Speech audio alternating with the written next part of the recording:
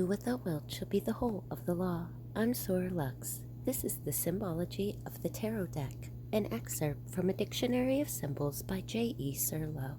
The present-day psychology has confirmed the conclusions of Eliphas Levi, Mark Haven, and Oswald Wirth, that the tarot cards comprise an image comparable to that encountered in dreams of the path of initiation.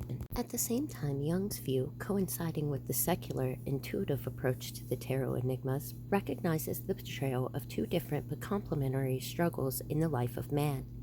A. The struggle against others, the solar way, which he pursues through his social position and calling, and B. Against himself, the lunar way, involving the process of individuation. These two ways correspond to reflection and intuition, to practical reason and pure reason. A person of lunar temperament first creates, then studies and verifies what he already knew. The man of solar temperament studies first, then produces. These two approaches also correspond up to a point to concepts of introversion, which is lunar, and extroversion, which is solar, or to contemplation and action. The complete pack of cards, known by the name of Tarot, is made up of 22 major enigmas, with images that together comprise a synthesis and up to a point an entity, and 56 minor images incorporating 14 figures in 4 series. Gold corresponding to the English diamonds, bearing figures of circles, discs and wheels, clubs, maces and scepters, swords, spades, and goblets, hearts. The gold suit symbolizes the material forces, the club the power of command, the goblet sacrifice, and the sword discernment and the meting out of justice. The 22 cards correspond to the letters of the Hebrew alphabet. Included in each of the suits of the minor cards are the king, the dame, queen, and knight, horse, and the knave, jack. These suits have been equated with the powers that reign on earth, and in consequence with the controlling or higher professions as follows: government with clubs, the military career with spades, swords, the priesthood with goblets, and intellectual activity with gold. For all forms of treasure are always symbolic of the riches of the spirit and mind. According to Saunier, the images of the major enigmas derive from the symbolic paintings in the Egyptian Book of Thoth Hermes representing the knowledge of the universe. However, Oswald Wirth, whose interpretation of the symbolism of the tarot we shall, in the main, follow, points out that the archaeology has never unearthed the least trace of anything that might conceivably be an Egyptian, Arabic, or Greco-Arabic tarot pack.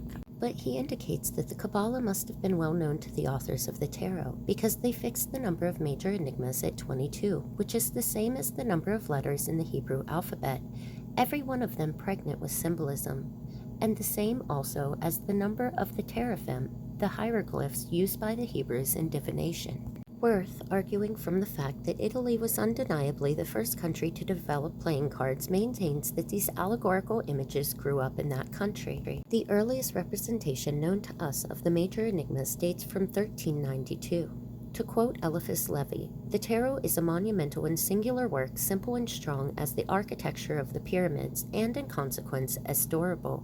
It is a book which is the sum of all sciences, and whose infinite permutations are capable of solving all problems. A book which informs by making one think. It is perhaps the greatest masterpiece of the human mind, and certainly one of the most beautiful things handed down by antiquity." The 22 mysteries are: 1. The minstrel, 2. The archpriestess, 3. The empress, 4. The emperor, 5. The archpriest, 6. The lovers, 7. The chariot, 8. Justice, 9. The hermit, 10. The wheel of fortune, 11. Strength, 12. The hangman, 13. Death, 14. Temperance, 15. The devil, 16. The tower, struck by lightning, 17. The stars, 18. The moon, 19. The sun, 20. The judgment, 21. The world, and 22 or 0. The fool. The cards from 1 to 11 comprise the solar way, active, conscious, reflective, and autonomous. Cards 12 to 22 denote the lunar way, passive, unconscious, intuitive, and possessed. I cannot here explain the relationship which can be drawn or the patterns of meanings which can be derived from these relationships without going beyond the bounds of strict symbolism.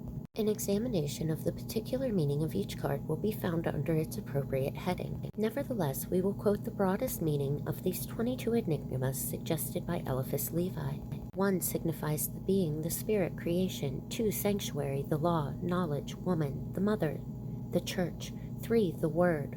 fecundity, generation in all three worlds. 4. The door, initiation, power, the cubic stone or its base. 5. Information, proof, philosophy, and religion. 6. Enmeshment, union, antagonism, equilibrium, combination. 7. The weapon, the sword, triumph, and majesty. 8. The scales, attraction and repulsion, the path or way, promise and threat. 9. Good morality, wisdom. 10. Manifestation, fecundity, and the paternal scepter.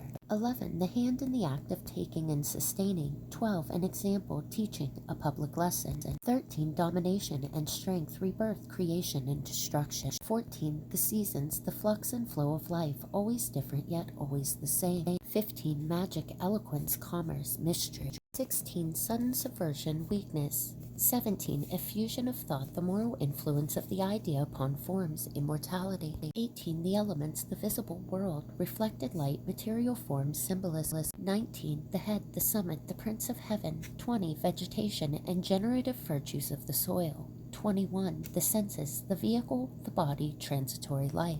22 or 0, the microcosm, the sum of all in all. Each of these images comprises a fusion of certain ideas relative to the outer and inner worlds, disposed according to the forms and patterns of the mind.